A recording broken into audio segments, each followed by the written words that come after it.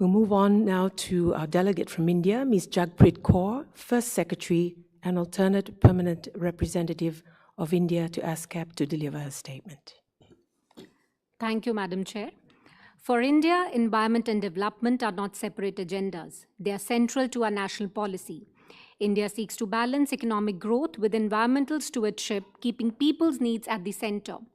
The impacts of climate change are increasingly evident across regions and sectors. India has therefore adopted a calibrated approach that builds climate resilience, strengthens biodiversity conservation, and advances sustainable growth in a balanced manner. Madam Chair, our nationally determined contributions, or NDCs, serve as a broad development roadmap. They integrate climate targets with national priorities, including energy security and disaster resilience. We achieved our NDC target of 50% non-fossil installed electricity capacity in June 2025 itself. This was 5 years ahead of schedule. India now ranks third globally in renewable energy capacity, having crossed 250 gigawatts. Our national green hydrogen mission targets 5 million metric tons of annual green hydrogen production by 2030. As we pursue our own path, we stand firmly for climate justice, equity, and sustainable development for the Global South.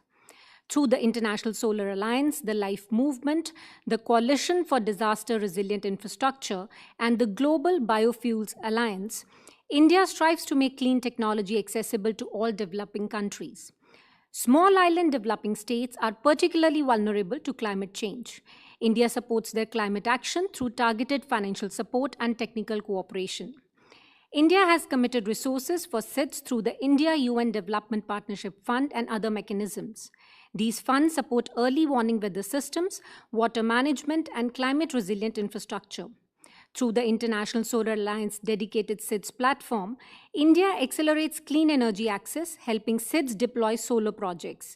India anchors the Coalition for Disaster Resilient Infrastructure. Our focus includes retrofitting and building extreme weather-resistant structures across island nations. India also drives targeted initiatives through the Forum for India-Pacific Islands Cooperation, or FIPIC, IORA, and the SAGAR policy, that is security and growth for all, in the region to deliver climate support.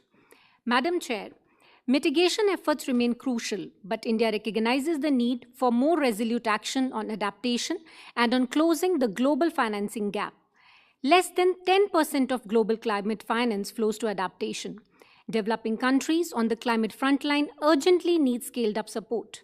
Developed countries and multilateral institutions must substantially enhance adaptation finance delivery. Debt instruments dominate adaptation finance today. This raises serious concerns about affordability for LDCs and SIDS, the countries that are most vulnerable and least equipped to address climate impacts.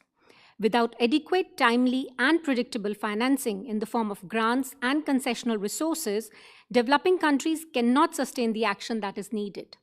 Madam Chair, India remains a steadfast partner of UNESCAP. We support platforms such as the Regional Action Programme on Air Pollution and the ESCAP Trust Fund for Tsunami, Disaster and Climate Preparedness to deepen collaboration across Asia and the Pacific. As a firm believer in climate action, India stands ready to strengthen partnerships. We do so in line with the principles of equity and common but differentiated responsibilities. Our goal is a transition to a low-emission future that is just, equitable, resilient, and leaves no one behind. Thank you, Madam Chair.